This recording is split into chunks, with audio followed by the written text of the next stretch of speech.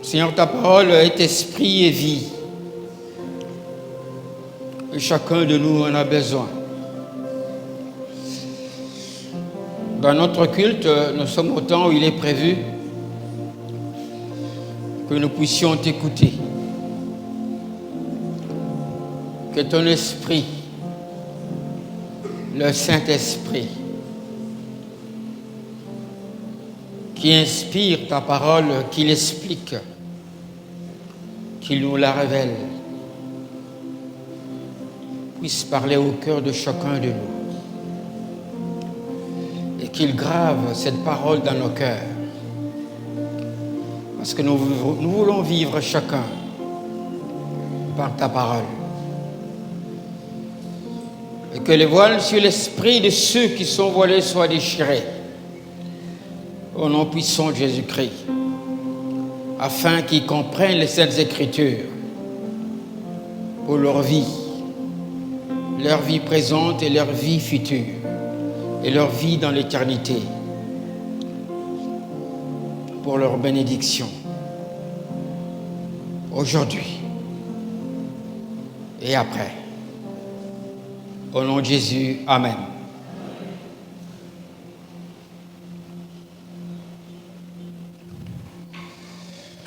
Demeurez en Jésus afin que tout vous soit donné.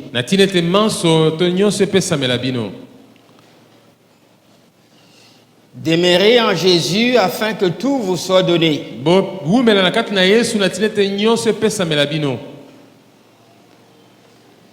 C'est une année où le Saint-Esprit nous a mis à cœur qu'on puisse parler de la prière.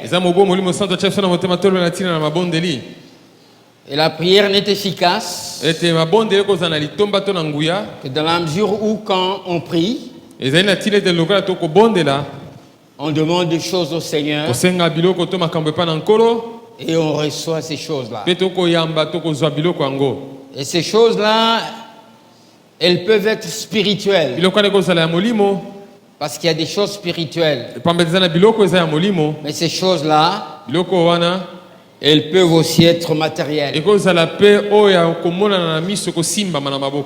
ce que nous allons pouvoir développer dans cet enseignement et dans sa deuxième partie que nous aurons le dimanche suivant,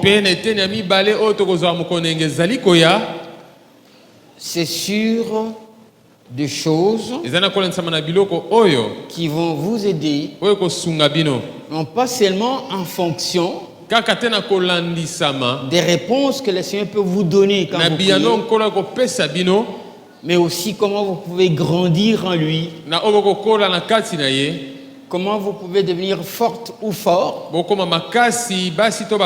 comment vous pouvez devenir quelqu'un d'influent ou quelqu'une d'influente.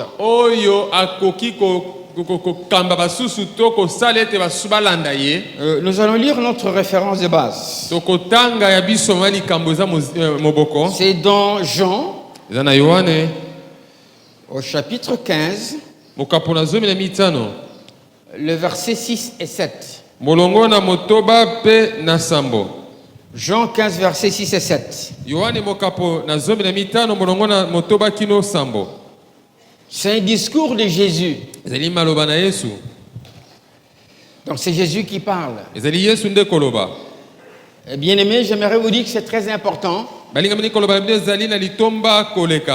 parce que à partir du verset du chapitre 13 jusqu'à l'arrestation de Jésus, à son jugement, jusqu'à son arrestation, parce qu'après il n'aura plus le temps de parler à tous ses disciples réunis. Mais avant jusqu'à son arrestation, Jésus va commencer à leur dire des choses essentielles, vraiment essentielles, des choses prioritaires. C'est vrai que pendant qu'il était avec eux, il leur a enseigné beaucoup de choses essentielles. Mais parmi les choses essentielles, il y a des choses premières, des choses prioritaires. Et ce que nous allons partager pendant ces 2 enseignements, c'est parmi les choses prioritaires. Je vais prier que le Saint-Esprit ouvre vos cœurs et qu'il vous aide à conserver ça. Alors Jésus dit ceci au verset 6. Si quelqu'un ne demeure pas en moi, il est jeté dehors comme le sarment. Oui, le sarment, la branche. Parce que lui, Jésus, est le tronc, la tige. Si quelqu'un ne demeure pas en moi, il est jeté dehors comme le sarment. Et il sèche. Puis l'on ramasse les sarments, on les jette au feu et ils brûlent. Le verset 7. Si vous demeurez en moi et que mes paroles demeurent en vous, demandez ce que vous voudrez et cela vous sera accordé. Et cela vous sera donné. Amen. J'introduis d'abord par ceci. Chrétiens que nous sommes, il y en a qui ont constaté de temps en temps qui pensent à quelque chose sans prier. Le Seigneur leur donne ça. Est-ce qu'il y en a parmi nous qui ont déjà expérimenté ça? Levez la main s'il vous plaît. Voilà. Il y en a. Vous n'avez pas prié. Vous pensez seulement à quelque chose. Vous voyez qu'il y a quelqu'un qui vient vous donner. Ou quelqu'un qui vous dit, écoute, j'ai quelque chose pour vous. Je veux vous l'apporter. Et c'est ce à quoi vous aviez pensé. Et vous en avez besoin. Des fois, c'est de l'argent. Vous en avez besoin. Vous n'avez pas prié. Vous êtes enfant de Dieu. Et le Seigneur vous a donné ça sans prière. Personnellement, j'ai expérimenté ça. Et alors, dans tous les domaines. À un moment, il m'est arrivé de considérer la montre que j'avais. Je dis, mais cette montre-là, j'ai fait longtemps avec. Je me suis arrêté là. 2 semaines après, quelqu'un me dit, j'ai une montre pour vous. Une montre qui coûtait plus cher que la mienne. J'ai expérimenté ça dans le secteur des vêtements, des chaussures, dans le secteur de l'argent, dans le secteur de la nourriture. Donc, il nous arrive, en tant qu'enfant de Dieu, de recevoir des choses sans prier pour cela. Pourquoi? Parce que notre Père, notre Dieu, notre Papa Céleste. Est-ce que tu réalises que Dieu est ton Papa Céleste? Notre Papa Céleste, ton Papa Céleste, le mien, il est bienveillant. Il est attentionné envers ses enfants. C'est ici qu'il nous arrive des choses selon nos besoins, sans qu'on les ait demandés. Le Seigneur vous les accorde. Mais La plupart des choses, pour les obtenir de la part du Seigneur, il faut prier. Alléluia. Il faut prier. Vous allez comprendre pourquoi. Parce que le Seigneur a besoin de tes prières. Il a besoin de mes prières. Plus loin, vous comprendrez pourquoi il attend cela. Et dans cette introduction, comme je disais, Dieu attend nos prières. Vous savez pourquoi? Parce qu'une personne qui ne prie pas, écoutez très bien, c'est une personne qui veut montrer à Dieu qu'il ne dépend pas de lui. C'est une personne qui pense qu'elle se suffit elle-même. J'aimerais te dire que le fait de ne pas prier ou de ne pas prier sans cesse est l'une des manifestations de l'orgueil de l'homme dans sa relation avec Dieu. Amen. Parce que ne pas recourir à Dieu, c'est dire à Dieu, je ne dépends pas de toi. Ne pas prier ou ne pas prier sans cesse. Je répète parce que j'ai constaté que dans l'auditoire, beaucoup n'ont pas compris. Le fait que j'ai des problèmes ou que je n'ai pas de problèmes, mais que je ne prie pas ou que je ne prie pas sans cesse, j'ai dit à Dieu, par cette attitude-là, que je ne dépends pas de toi. Vous êtes là? Très important de comprendre. Voilà pourquoi le Saint-Esprit nous a mis à cœur cette année que nous puissions parler de la prière, de persévérer dans la prière. Alors, vous savez, le Seigneur attend nos prières. Et c'est moi qui dis ça. Et le Seigneur, parce qu'il nous observe, hein? La Bible dit que son regard est posé sur chacun de nous. Il constate que tu ne pries pas, ou que tu pries avec négligence, ou que tu pries seulement de temps en temps. Il est étonné. Il est étonné. Il dit, mais c'est là. C'est lui-là. Mais il est aveuglé. Mais il est insensé. Comment il ne peut pas réaliser que je suis la source de tout? Voilà pourquoi au verset 7, Jésus a dit que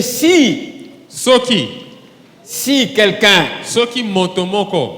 demeure en moi et que mes paroles demeurent en lui, il dit, demandez tout ce que vous voudrez, tout. Et cela vous sera accordé parce que tout vient de lui. Amen. N'est-ce pas merveilleux d'être devenu chrétien? 1. Si quelqu'un ne demeure pas en moi, il est jeté dehors comme les sarments et il sèche. Puis l'on ramasse les sarments, on les jette au feu et ils brûlent. Je disais donc 1. Posons-nous une question pour comprendre. Je l'ai dit quand j'ai commencé à parler, mais je vais focaliser l'attention de chacun. La question est celle-ci. À qui est-ce que Jésus s'adresse? Quand il dit, si quelqu'un ne demeure pas en moi, il est jeté dehors comme les sarments et il sèche. Puis l'on ramasse les sarments, on les jette au feu et ils brûlent. À qui est-ce que Jésus dit ça? C'est très important à comprendre, à répondre. Il parle à ceux à qui il avait déjà annoncé sa parole. Dans le même chapitre, vous pouvez trouver cela au verset 3.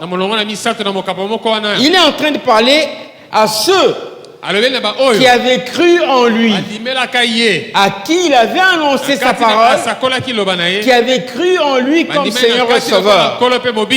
Et là, ceux-là avaient vu Jésus physiquement, avec leurs yeux physiquement, leurs yeux physiques.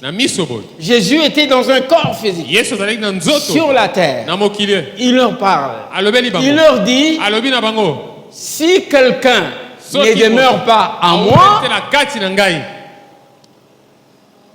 il sera coupé. Il va sécher. C'est-à-dire il va connaître la sécheresse.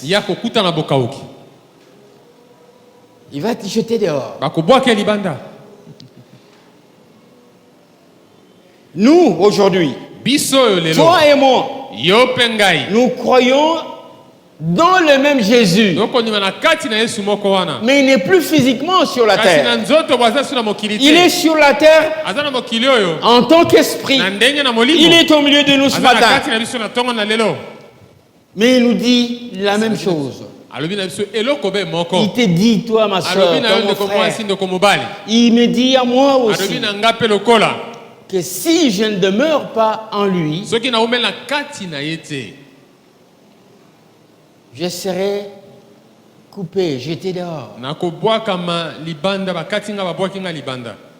Je connaîtrai la sécheresse. Est-ce que ta vie est sèche ou ta vie est fraîche?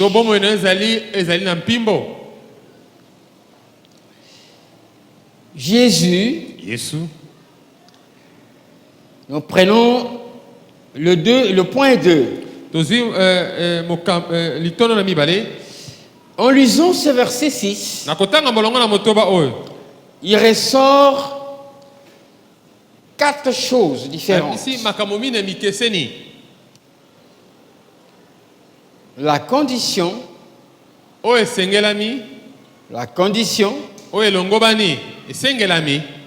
le choix,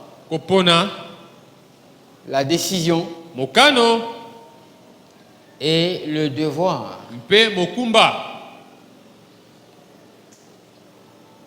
Les 4 mots, vous dites, ils ne sont pas dans ce passage-là. Oui. Les 4 mots sont dans ce passage-là.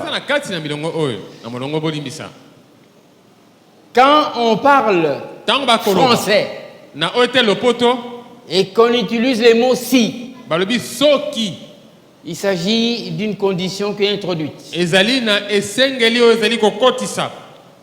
Jésus parle à ceux qui ont crié à toi, à lui, comme toi et moi aujourd'hui. Il leur dit, si vous ne demeurez pas en moi. Donc c'est une condition. Si vous ne demeurez pas en moi.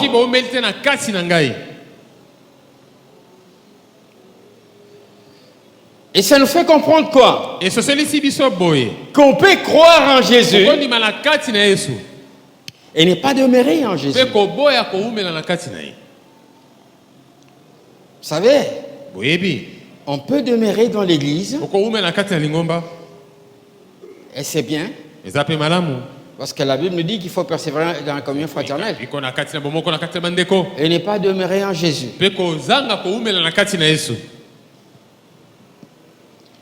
Si on a une fonction dans l'église, servante, serviteur de Dieu, pasteur, prophète, évangéliste, apôtre, je ne sais pas quoi, c'est une fonction dans l'église. On peut demeurer dans une fonction dans l'église sans demeurer en Jésus-Christ. Parce que ceux à qui Jésus était en train de s'adresser, ils avaient déjà commencé à servir. Ils avaient envoyé chasser les démons, ils avaient chassé les démons étaient obéissants, les démons étaient partis, ils avaient imposé les mains sur les malades, les malades étaient guéris. Mais il leur dit, si vous ne demeurez pas en moi, c'est qu'on peut être chantre, être pianiste, être danseur. On peut demeurer dans les danses pour Jésus, hein, sans demeurer en Jésus.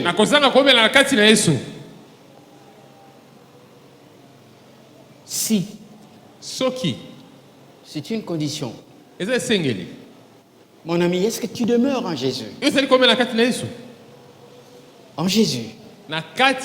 Ou tu demeures seulement dans l'église? Jésus ne dit pas, ne leur dit pas, si vous demeurez dans le temple. Non. Si vous demeurez en moi. Amen.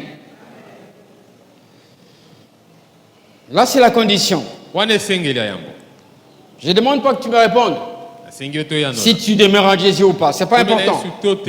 C'est lui qui nous voit tous, qui connaît, qui demeure en lui, qui ne demeure pas encore en lui. Demeurer en Christ Jésus, c'est un choix.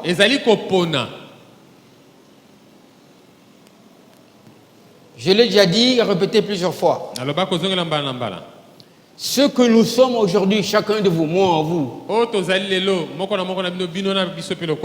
c'est selon le choix que nous avions fait.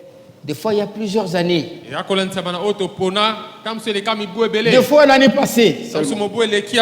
Des fois, au début de l'année. Tu as épousé une femme parce que tu as fait le choix d'épouser cette femme-là.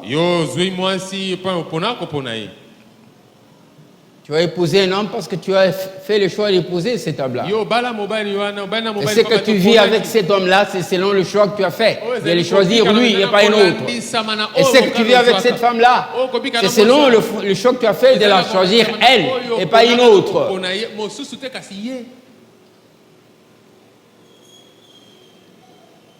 Nos choix ont des conséquences sérieuses sur nos vies. Et demeurer en Jésus, c'est un choix que chacun de nous doit faire. C'est un choix que chacun de nous doit faire. C'est une décision que chacun de nous doit prendre. C'est une décision. Moi, je ne viendrai jamais décider pour toi pour que tu puisses demeurer en Jésus. Pour quelle raison? Parce que je ne suis pas avec toi 24 heures sur 24. Tu n'habites pas avec moi. Tu es chez toi. Je ne te surveille pas partout où tu vas. Je ne connais pas la profondeur de ton cœur. Vous savez que la Bible parle d'hypocrite, non? C'est dans la nature humaine des gens qui n'arrivent pas à mûrir, à grandir spirituellement pour ne pas être hypocrite, pour être sincère, pour être droit, pour être vain. Moi, je ne peux pas faire des choix à ta place et je ne peux pas décider à ta place. Tu dois prendre une décision. Et quand Jésus leur dit, si vous demeurez à moi, c'est pour que chacun d'eux, parce que la condition c'est le Seigneur qui la place. Il dit, pour que j'accorde tout ce qu'il faut pour que mes disciples, pour que ma fille là, elle est ma fille parce qu'elle a cru en moi, il est mon fils parce qu'il a cru en moi, pour qu'il vive abondamment, pour qu'il ne vive pas dans la sécheresse. Il faut qu'il demeure en moi. C'est Jésus qui place la condition là. Mais le choix, la décision de demeurer en lui, c'est toi qui le fais. Toi seul. Parce que la décision de demeurer en Jésus, si quelqu'un d'autre la prend pour toi, tu ne pourras pas tenir. Parce que ça demande ton adhésion intérieure. Ça demande ta détermination. Ça demande ta discipline. Amen. Et c'est un devoir. Demeurer en Jésus, c'est un devoir. Le devoir pour nous les êtres humains, c'est pas quelque chose d'agréable. Hein? Je sais de quoi je parle. Au niveau des familles, le mari a des devoirs envers sa femme. La femme a des devoirs envers son mari. Les enfants ont des devoirs envers leurs parents. Les parents ont des devoirs envers leurs enfants. Les enfants entre eux ont des devoirs les uns envers les autres. Mais comment ça se passe? Oh là là. Et bon nombre de conflits dans des couples. C'est parce que chacun ne s'acquitte pas de ses devoirs. Je pense que la plupart d'entre nous sont passés par l'école. Vous savez que vous avez à détester certains enseignants parce que lui donne trop de devoirs. C'est vrai ou c'est faux? Ouais. Parce que naturellement, depuis que l'homme a chuté en Éden, l'homme n'aime pas de devoirs à accomplir. L'homme recherche seulement les droits. C'est dont lui doit profiter. Là, c'est okay. Mais demeurer en Jésus-Christ, c'est le devoir de chacun de nous. De même que le devoir, écoutez très bien, chaque devoir qui est accompli débouche sur quelque chose de positif. Chaque devoir qui est accompli attire la bénédiction. Amen. Vous verrez, c'est comme ça à l'école. Le succès qui est une bénédiction vient dans la vie de l'élève, de l'étudiant, quand il s'acquitte de ses devoirs, de ses TP. Parce qu'en faisant le devoir, en faisant les TP, on apprend beaucoup de choses qui vous aident à progresser, qui vous aident à aller de l'avant. Amen. C'est Jésus qui pose la condition pour que toi tu choisisses. Et c'est dimanche, nous t'exhortons à choisir de demeurer en Jésus. Nous t'exhortons à décider de demeurer en Jésus. Nous t'exhortons à persévérer en cela.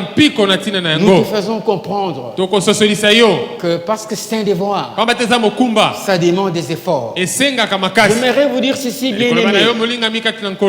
Pour être sauvé, ça ne demande pas des efforts. Si tu es devenu chrétien, ne dis pas que c'est parce que tu as fait des efforts. C'est par grâce que tu es sauvé. C'est par le moyen de la foi. C'est Jésus qui a fait l'effort en allant mourir à la croix pour toi.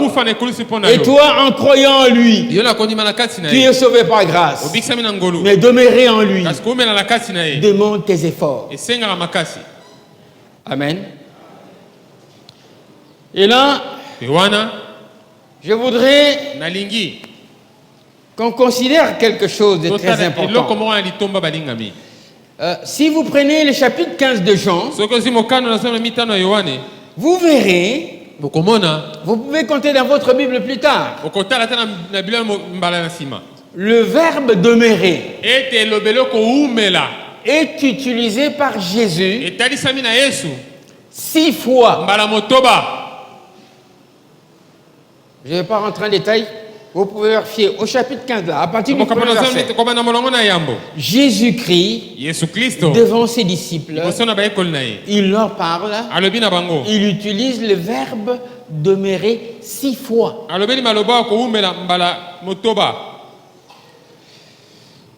Peut-être que depuis que je parle, tu n'as pas compris clairement. Quand on dit demeurer.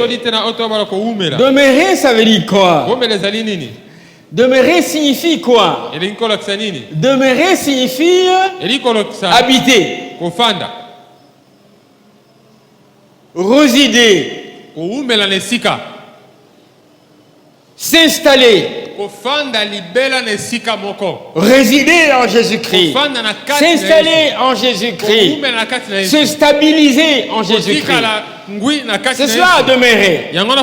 Mais alors, la Bible nous explique ça avec d'autres verbes, avec d'autres mots. Nous lisons un passage dans la Bible. On va lire 2 versets. Colossiens chapitre 2. Nous lisons le verset 7 et le verset 10. Colossiens chapitre 2 verset 7 et 10. Soyez enracinés et fondés en lui. On dit soyez enracinés et fondés en Jésus-Christ. Affermis dans la foi. D'après les instructions qui vous ont été données. Et abonder en action de grâce. Verset 10. Et vous avez tout pleinement en lui. C'est-à-dire en Jésus-Christ. Et vous avez tout pleinement. Vous avez tout abondamment en lui. Qui est le chef de toute principauté et de tout pouvoir. Demeurer en Jésus-Christ, c'est être enraciné en lui. C'est être fondé en lui. Vous savez, frères et sœurs, il y a beaucoup de chrétiens dans les églises qui demeurent dans leur église locale. Comme toi aussi, tu es ici depuis plusieurs années, tu viens. Mais qui ne demeurent pas, qui ne sont pas enracinés en Jésus-Christ. Qui ne sont pas fondés en Jésus-Christ. Ils sont fondés dans les traditions, leurs traditions ancestrales, tribales, familiales. Ils sont fondés dans les traditions de la ville. Vous savez qu'il y a une tribu qu'on appelle la tribu des Quinois. Ils se moquent de tous ceux qui viennent des provinces comme nous ici. Il y a la tribu des Quinois. Ils ont leurs coutumes. Ils ont leurs réactions. Ils ont leur langage.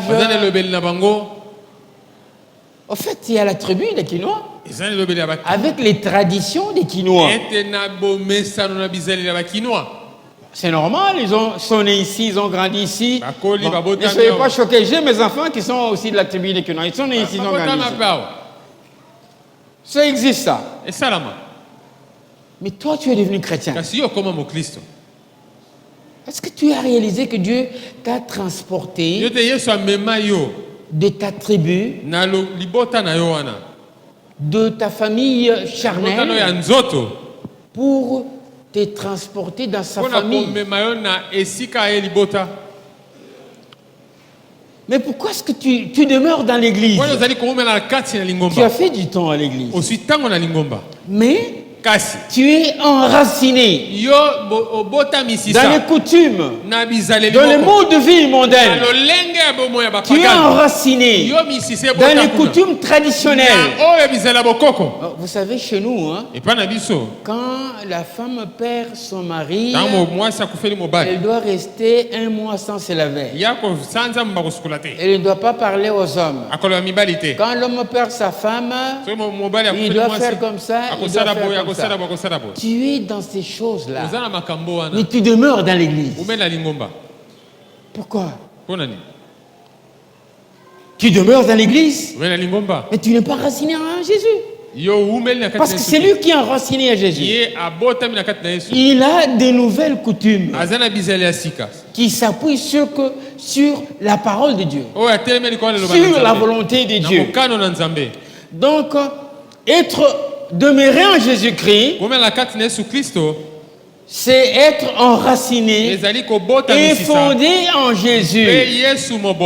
Être enraciné et fondé en Jésus, affermi dans la foi, pas d'après nos coutumes ancestrales, d'après le mode de vie des gens du monde, du système du monde, d'après les instructions qui vous ont été données. Les instructions qui ont été données aux chrétiens, ces instructions-là, c'est la parole de Dieu. Vous savez, frères et sœurs, la parole de Dieu nous apprend quelles sont les pensées que nous devons entretenir.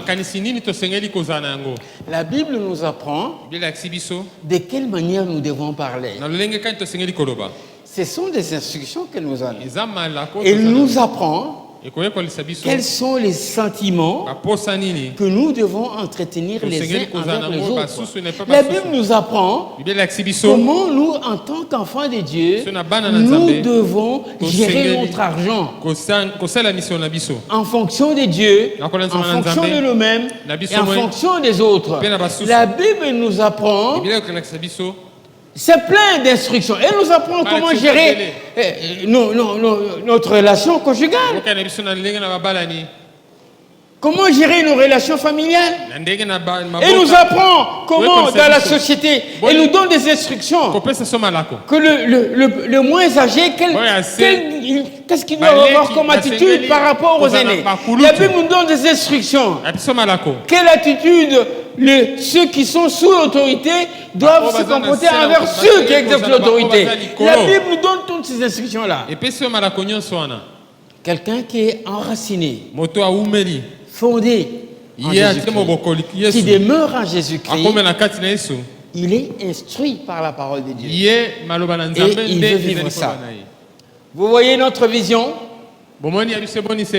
Faire des disciples. Au moins et un disciple, c'est quelqu'un qui est enraciné et qui est fondé en Jésus-Christ.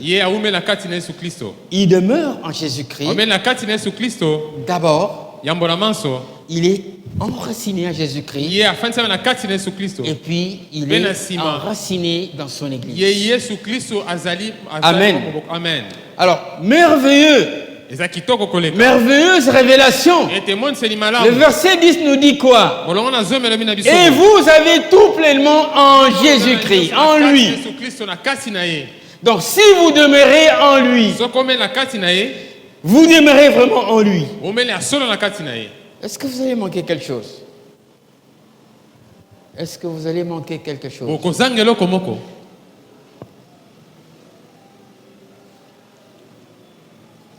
Est-ce que vous croyez dans la Bible?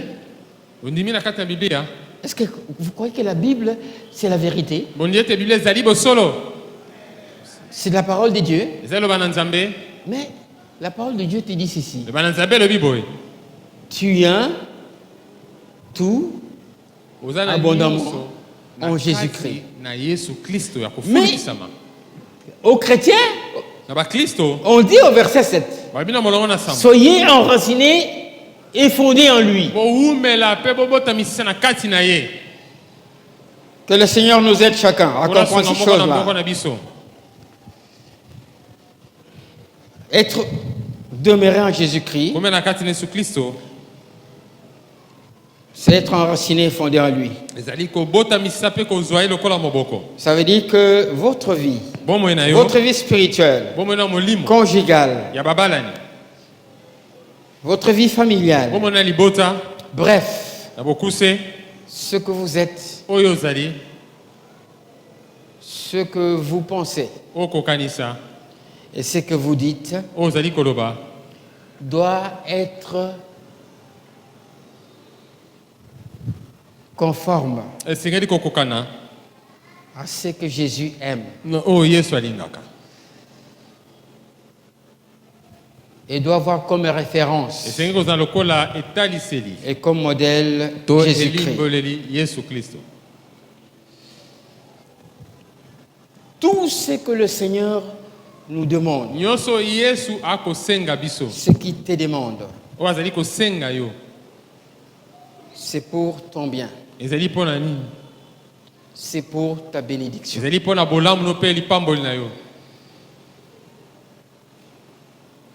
Pendant que je méditais ce message, le Saint-Esprit m'a fait comprendre ça et m'a demandé de souligner ça. Que parce que charnellement, nous n'aimons pas le devoir, comme demeurer en Jésus-Christ.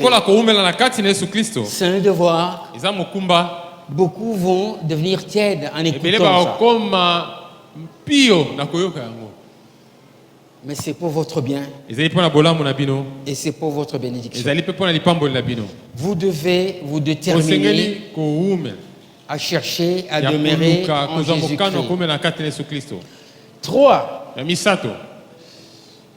Si quelqu'un ne demeure pas en Jésus-Christ, le passage, là, le verset 6 de Jean 15 est clair. Très clair. Quelles sont les conséquences si tu ne remplis pas cette condition de demeurer en Jésus-Christ? Tu es ou tu seras soumis à la sécheresse.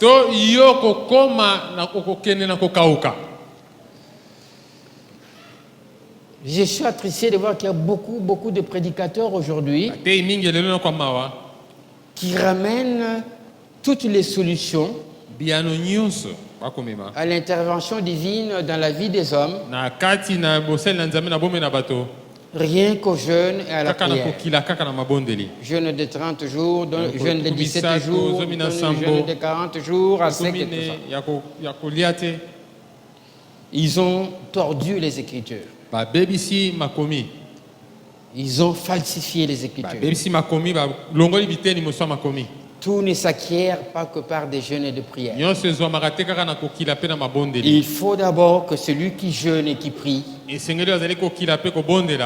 soit enraciné, se positionne en Jésus-Christ. On peut se poser plusieurs questions pour savoir si je suis sec, je suis déjà dans la sécheresse ou pas. Tu peux te demander, suis-je abondamment en paix? Suis-je abondamment heureux? Suis-je abondamment, ai-je abondamment la joie? Ai-je suffisamment une vie digne et confortable? Mes prières sont-elles abondamment exaucées? Qu'est-ce que tu peux donner comme réponse à ces questions-là? Si la réponse est non, c'est que tu es dans la sécheresse, spirituellement parlant. Cherche à affermir ta relation personnelle avec le Seigneur. Cherche à loger en Jésus-Christ. Cherche à être enraciné en Jésus-Christ. Si j'ai un instrument de bénédiction pour les autres, est-ce que tu as un instrument pour les autres? Les autres là, c'est qui? C'est ta famille, tes enfants. Donc, tu les rends bénédiction en quoi? Spirituellement et matériellement. Est-ce que tu as bénédiction aux autres? Ta famille, ton conjoint, ta conjointe, l'église. Est-ce que tu as une bénédiction à ton église? Spirituellement, tu as une bénédiction. Financièrement, matériellement. Est-ce que tu as une bénédiction à la société dans laquelle nous vivons? Est-ce que tu as une bénédiction à ton pays, la RDC? Ou pour ceux qui sont ailleurs, qui sont dans d'autres pays. Est-ce que tu as une bénédiction? Alors tu es dans la sécheresse. Parce que quelqu'un qui est dans l'abondance, les autres profitent de son abondance. Si vous ne demeurez pas en moi, si tu ne demeures, si quelqu'un ne demeure pas en moi, il est jeté dehors, il sèche, il est jeté au feu. Il est jeté au feu. Frères et sœurs, est-ce que tu es vraiment quelqu'un qui est une source de bénédiction pour les autres? Sinon, tu es sec. Combien de tes prières ont été exaucées? Alors, la solution est là. Rentre à Jésus-Christ. Cherche Jésus-Christ. Enracine-toi en Jésus-Christ. Est-ce que tu bénéficies des promesses de Dieu? Alors quelqu'un dira, mais moi le Seigneur ne m'a jamais fait une promesse. Oh, c'est faux. Tu es vraiment chrétien? Tu as Jésus-Christ. Le Seigneur t'a fait des promesses. Il y en a beaucoup dans la Bible. Je vais mentionner seulement 2. Dans Marc au chapitre 16, du verset 16 au verset 18, Jésus dit ceci. Et voici les signes qui accompagneront tous ceux qui auront cru. En mon nom, ils imposeront les mots malades, les malades seront guéris. Ils chasseront les démons.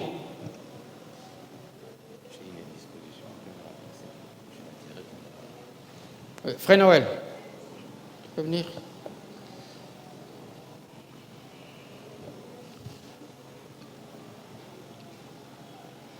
Donc de Marc 16, du verset 16 au verset 18,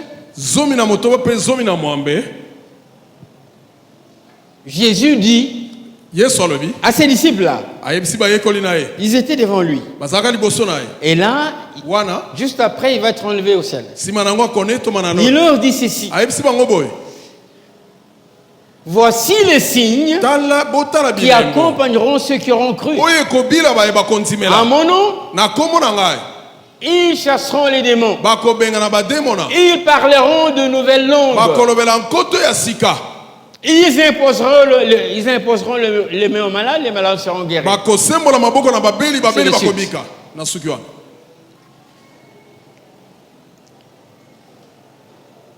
Ce sont les dons du Saint-Esprit. Et ça s'exerce quand le Saint-Esprit vient habiter dans quelqu'un. Est-ce que tu as reçu le Saint-Esprit? Après avoir reçu Jésus comme Seigneur Sauveur. Tu ne l'as pas reçu? C'est de la sécheresse. Si tu l'as reçu, quel don est-ce que tu exerces? Vous savez, dans cette église de temps en temps, je me souviens avoir dit que ceux qui prient en langue, ils prient en langue. Et ceux qui chantent en langue, chantent en langue. À ces occasions-là, est-ce que tu as pu chanter en langue? Est-ce que tu as su prier en langue? Non. Mais pourtant, c'est une promesse. Vous lisez dans Ephésiens au chapitre 1er, le verset 3.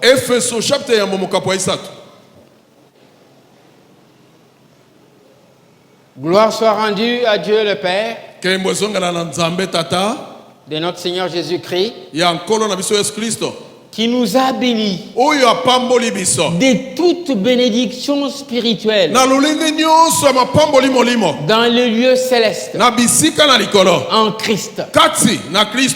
Dieu a béni le chrétien de toute bénédiction spirituelle par Christ. Ça veut dire que le Saint-Esprit est une bénédiction spirituelle. Tu devrais être baptisé du Saint-Esprit. Tu devrais exercer les dons du Saint-Esprit. Bon, je ne sais pas faire la liste ici. Frères et sœurs, la sécheresse, pour ce qui concerne l'accomplissement des promesses de Dieu dans la vie des chrétiens, c'est lié à ces problèmes-là. Vous comprenez pourquoi le Seigneur nous a donné cette vision-là. Parce que le disciple, c'est quelqu'un qui cherche à être ancré en Jésus-Christ. Pas seulement à servir, à être prédicateur. Non, à être ancré en Jésus-Christ, enraciné en Jésus-Christ. Alors il va pleinement recevoir. Personne ne peut empêcher à ce que Dieu accomplisse ses promesses dans la vie de chaque chrétien. Parce qu'il est dit, il est écrit là, que vous avez tout pleinement. Et dans le tout pleinement, il y a les choses spirituelles, il y a l'argent, il y a le travail, il y a le mariage, il y a les enfants, il y a le succès, il y a le progrès, il y a la protection, il y a la sécurité. Dans le tout pleinement, en lui, en Jésus-Christ, qui est le chef de toute principauté et de toute domination. Ça signifie que si tu es en Jésus, personne, je dis personne, ne peut l'empêcher que tu jouisses de tout ce qu'il donne, de tout ce qu'il a disposé pour toi. Personne ne peut empêcher ça. Amen. Amen. Je veux terminer par ici. Pourquoi est-ce que le Seigneur dit, si tu demeures en moi, si quelqu'un demeure en moi, la responsabilité de demeurer en Jésus est individuelle.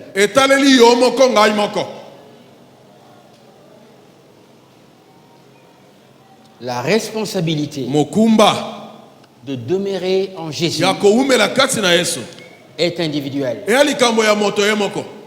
Ton mari peut trouver que ce n'est pas important de chercher à être ancré en Jésus-Christ. Ne te laisse pas décourager. Vous savez pourquoi? Je vous ai dit que demeurer en Jésus, ça demande des efforts personnels.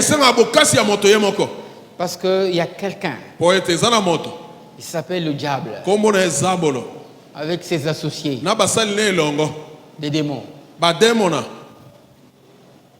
Ce sont des associés invisibles. Le diable est invisible, les démons sont invisibles.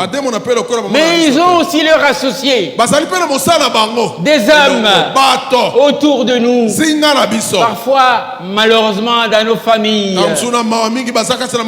là où nous étudions, dans les quartiers où nous vivons, parmi nos amis, qui travaillent avec le diable pour nous empêcher de demeurer en Jésus. Le diable utilise les tentations, le diable utilise la séduction pour t'empêcher de demeurer en Jésus.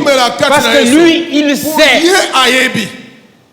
Le diable connaît le verset 10 là, de Colossiens 2. Le diable connaît la Bible avant que nous puissions être nés sur la terre.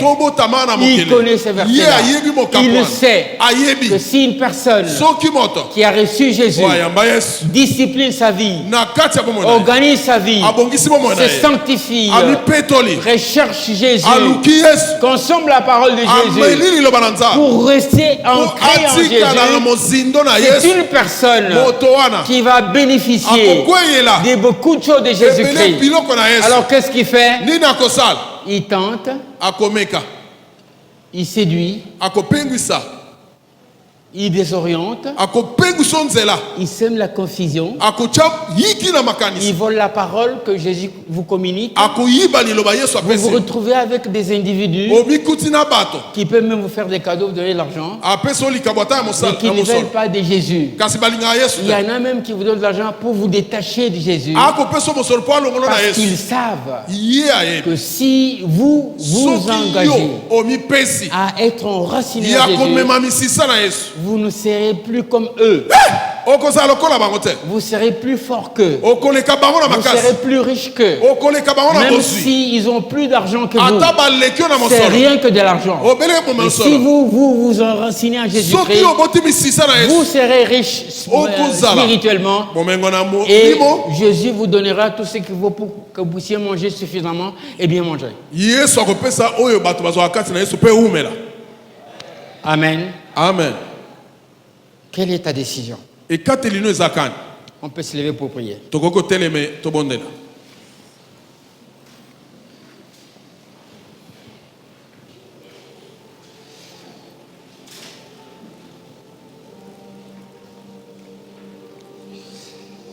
Quelle est ta décision? Où est-ce que tu es spirituellement, mon ami?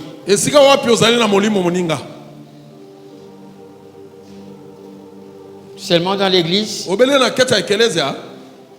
ou vraiment Jésus-Christ? Et en Jésus là, tu es juste superficiel ou tu es ancré en lui? Où est-ce que tu es, mon ami? Quelle décision tu peux prendre aujourd'hui? C'est toi qui dois prendre ta décision. Prions. Banso, tobondeli.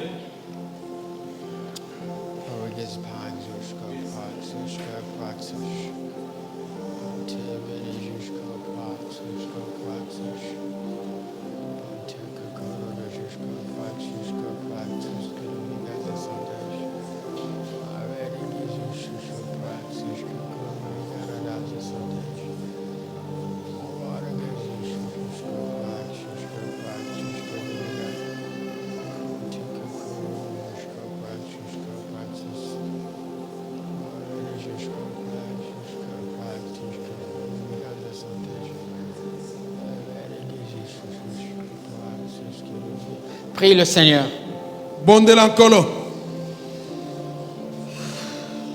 Et engage-toi.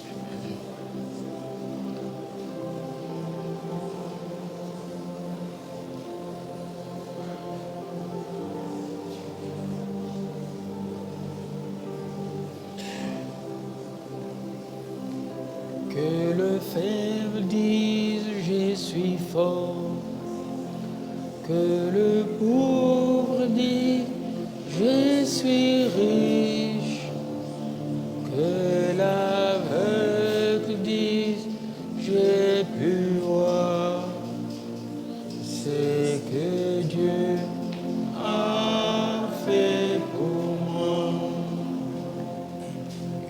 Que le faible dise je suis fort, que le beau suis riche, que l'aveugle dise, je puis voir. C'est ce que Dieu a fait pour moi.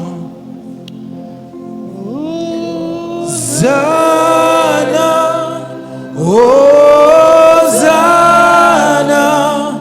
à l'agneau sur le trône. Hosanna, Hosanna, Jésus-Christ règne encore. Hosanna, Hosanna, à l'agneau sur le trône. Hosanna, Hosanna, Jésus-Christ règne encore. Seigneur, à qui d'autre est-ce que nous pouvons aller? Nous venons ensemble à toi. C'est toi qui es mort à la croix pour nous sauver. C'est en toi que nous avons cru. C'est toi la source intarissable. C'est toi qui nous aimes d'un amour éternel. C'est toi qui veux bénir chacun de nous. Je t'en supplie, Seigneur, donne à ma sœur la force, la détermination de te chercher, de s'attacher à toi, d'être assoiffé de toi, de payer le prix pour que l'ennemi ne la détache pas de toi. Donne à mon frère, Seigneur, de se détacher des hommes pour s'attacher à toi. Donne à mon frère, Seigneur, de réaliser que c'est toi ou rien. Parce qu'en toi, par toi, il a reçu le salut, la vie éternelle, et qui doit te rester attaché, fortement attaché, stable en toi, demeurer en toi. Seigneur, c'est vrai que tu arroses la vie de tes enfants. Tu as dit que tu étais venu sur la terre afin que tes brebis aient la vie et qu'elles soient dans l'abondance. Mais l'Église aujourd'hui, elle est sèche. Où sont les manifestations du Saint-Esprit? Où sont les abondantes joies? Où sont toutes les choses merveilleuses que tu as promis à ton Église? Seigneur, qu'il y ait un retour vers toi. Que chacun retourne à toi. Que chacun revienne à toi. Oui, parce qu'après les saluts, chacun de nous doit faire tous ses efforts pour rentrer pleinement dans les promesses merveilleuses que tu as faites. Merci Jésus. Louange et gloire à toi Seigneur. Amen.